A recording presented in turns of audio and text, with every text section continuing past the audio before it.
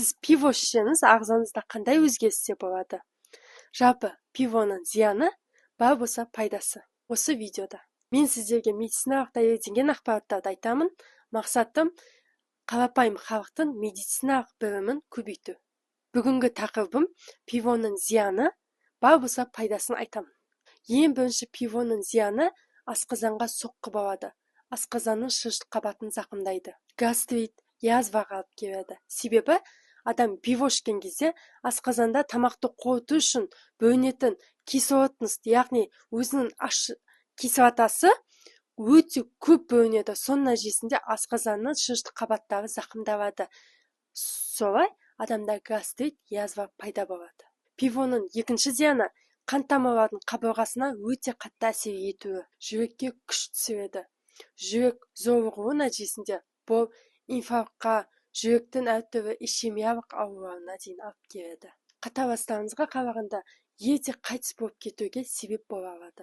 Пивоның үшінші зияны организмге түскеннен кейін осы организмде бар болған еркектік гормонды, тестостеронды істеп шығаруға қатысатын ағзадағы қажетті микроэлемент витаминдерді ағзадан жуып шайып өзімен бірге алып шығып кететін қасиеті бар. Соның нәтижесінде ер адамдарда еркектік гормон тестостеронның деңгейінің төмендеп кетуіне алып келеді.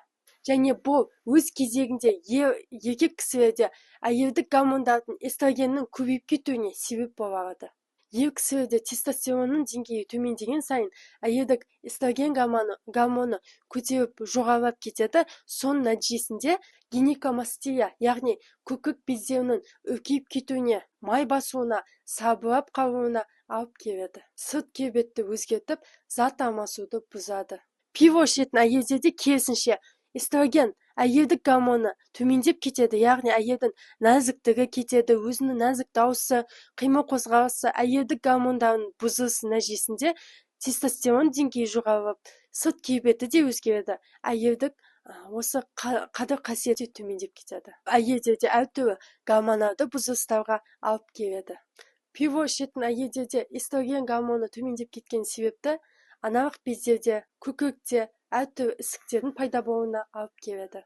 Пиво қандағы холестерин деңгейін жоғарылатады. Пиво нерв, орталық жүйке жүйесіне де өз зиянды әсерін тигізеді. Адамды ашушаң, сабырсыз адамға айналдырады. Пивоның құрамында спирт бар. Сол себепті алкоголь миға тікелей әсер еткен үшін сізді ұмытшақ, есте сақтау қабілетінің төмендеуіне, ерте қартаюға алып келеді. Қатарластарыңызға қарағанда ерте қартаятын боласыз. Пивоның кейінгі зияны токсинді ағзадан жуып шығарып тастау үшін ағза 2 есе жұмыс жасайды. Ағза 2 есе сұйықтық жұмсайды. Соның нәтижесінде қан қоюланады, стресс пайда болады, адамда әлсіздік болады, және де адамдарға әртүрлі басқа да аурулар тез жұғатын болады. Ішектерде газ жиналып қалуға алып келеді. Тамақтың қорытуы бұзылады. Соның нәтижесінде осындай асқазан ішек жолдарына, өт қапшығына, осы ұйқы безге және де ішектерге өте қатты нагрузка түседі, және де тікшекте әртүрлі геморрой, трещиналардың пайда болуына алып келеді. Пивоның кейінгі зияны пиво ішетін адамдардың жүзі жарқын болмайды, жүзіне нұрлы етіп қалады. Жүзі қоңыр түсті, қара түсті болып, жүзіндегі нұрлы етіп, өзін басқаша жағымсыз сезінеді, сырт келбеті де өзгереді. Яғни пиво ішкен адамда осы ағзада қанында токсин көп болғаны себепті ағзада қан таза болмағаннан кейін оның барлығы теріге шығады. Теріде осындай қара юу, терінің түсі өзгереді, жүзін нұрлы етеді дегенім осы. Яғни кейбір адамдарға қарасаңыз, жүзіне қарасаңыз көзіңіз тоймайды. Бір жүзінде нұры бар адамдар болады. Осындай нұр сізден кетіп қалады. Пивоның кейінгі зияны бұл сізді импотентке, тез жіберіп қоюға, тез босансуға осы алып келеді, және әртүрлі жыныстық ауруларға алып келеді. Онымен қоса сперманың құрамын процентін төмендетіп тастайды, сапасын бұзады.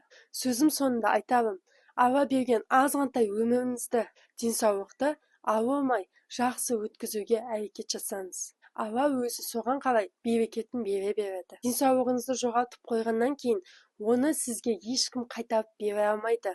Медицинаны бизнеске айналдырып жүрген врачтар қазір өте көп. Stopwatchdардың қолына түскіңіз келмесе, денсаулығыңызды сақтаңыз. Бұл өмірде денсаулық бірінші орында. Денсаулығыңыз болмаса, басқа ештеңе сізге татымайды. Яғни, денсаулығыңыз болмаса, сізге басқа барлық нәрсе бір тиын емес, даже копейка. Сау болыңыздар.